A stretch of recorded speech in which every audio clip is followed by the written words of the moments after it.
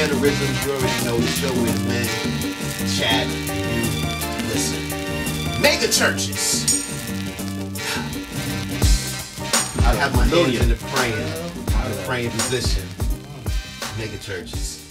I'm gonna say this real quick, fellas, and I don't know how y'all gonna feel about this. At the end of the day, a building is a building. And at the end of the day, a business is a business. So no matter what, a mega church is a building that's a business. Right. So when you got your pastor saying, I need that dough, don't get mad. Why? Because in the white churches, they don't have to do that. Yeah. Why? Because when the pastor says, we need to pay for this, I got it, pastor. I write the whole check. Yeah. In the black church, when the pastor says, I need to do this, I don't know how you going to get that, pastor. You know what I'm saying? I don't know. So, I mean, but fellas, it's open. Let's hear it.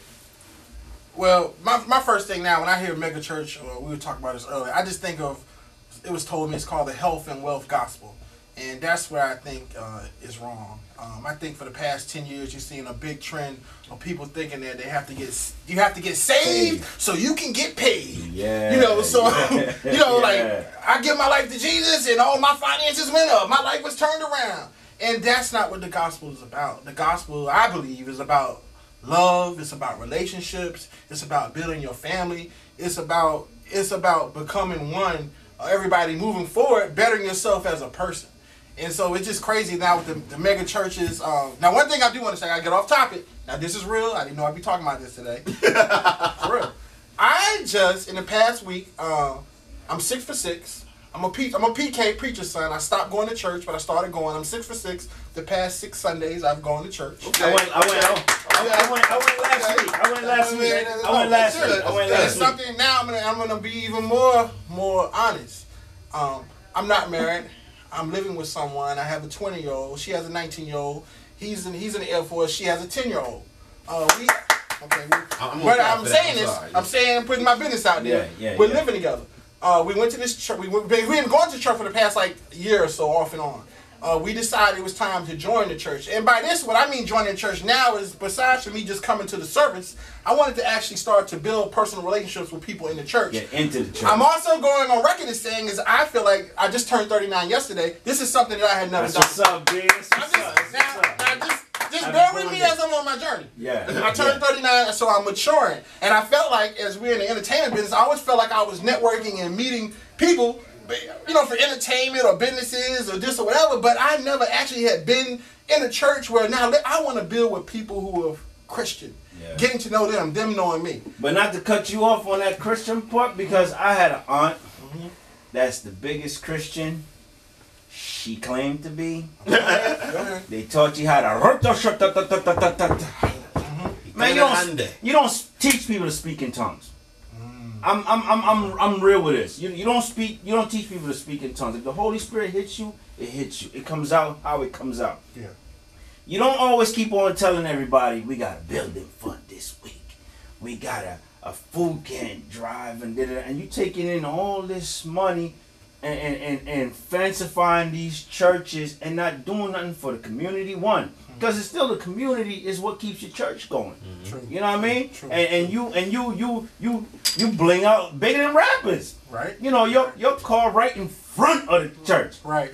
You know, got a big Benz and got this and that and the third and you expect people to follow you. I love church. I grew up, you know, I grew up altar boy, grew up going to church on a regular. I grew up doing the church thing because that's where the women at. Not saying it's all about the women. That's where the women at. Can you say that? Yeah, you can see. We keep it real right here, Paul. This is 1,000. You know what I mean? Because they say you find a good man. What they say? You find a good man in church. Therefore, women goes to church looking for a good man.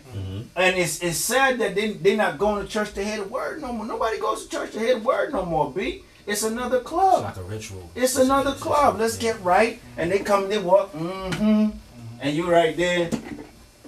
Wow. You know what I mean? So the church has moved so far to the left. So far to the left. You know what I mean? So therefore, has the church moved? Can I say one thing? Go ahead. They said that black people in America are the most faith-based ethnicity, period. that tells you a whole lot. Because we know there's something different that moves this whole thing, B. You know. That's because we all we got. I mean, really, that's all we got. Religion. Based that's on all we our had. religion. You know what I'm saying? Like, since we've been brought here on this ship, that's all we had. You know what I mean? There's a lot of culture.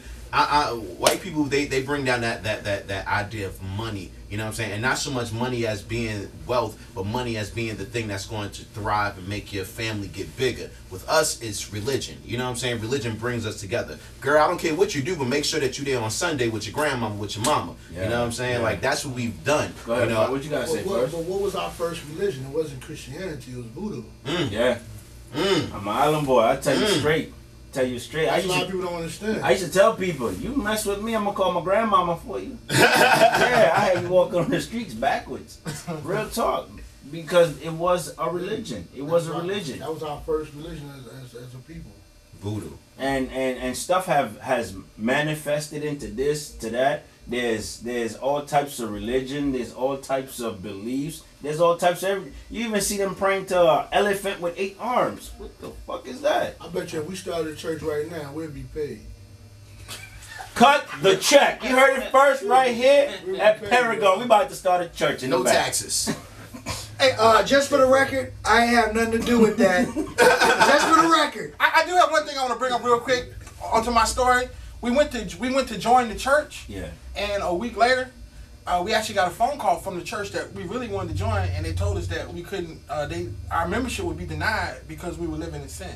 And I just want to put that Can I say something? We all walk in sin. Well, I know, but I want to put that out. And I got to get on camera for that one. Okay. I think with different generations, you got to find a way to bring them in. Yeah. That's very important because kids are straying nowadays like you wouldn't believe. A lot of stuff that the kids are doing now, I wouldn't have even thought of doing. You know what I'm saying? Yeah. When you start throwing up that stop sign in front of people like you're not wanted, you're going against what God said that it's supposed to be. Yeah. It's about love at the end of the day. True. You understand what I'm saying? True. When you don't need to be in the position. Matter of fact, you can do whatever you want with your church, but you might want to question what your intentions are and what your church is about. When you throw up or even send a signal like, bro, you wrong. Everybody has a problem. Everybody. I don't care who you. Everybody. Call me a person who ain't got no problem. Yeah. I'll show you a person who's lying. Sir, I said that in response. I'm also going to say the man said that it is not. I don't want. And the guy was very humble. Now this is what I'm saying. Now this was not. Of course I'm not a member, so it's not my church. But I mean, he actually said. He said, I don't want you to. It's almost like we have rules, and I'm not judging you. He said, this is the word of God judging you. See, and of course I brought up the argument of everybody's saying just a repetitive thing, but they are saying that because you've made up your mind that this is your way of life. Yeah.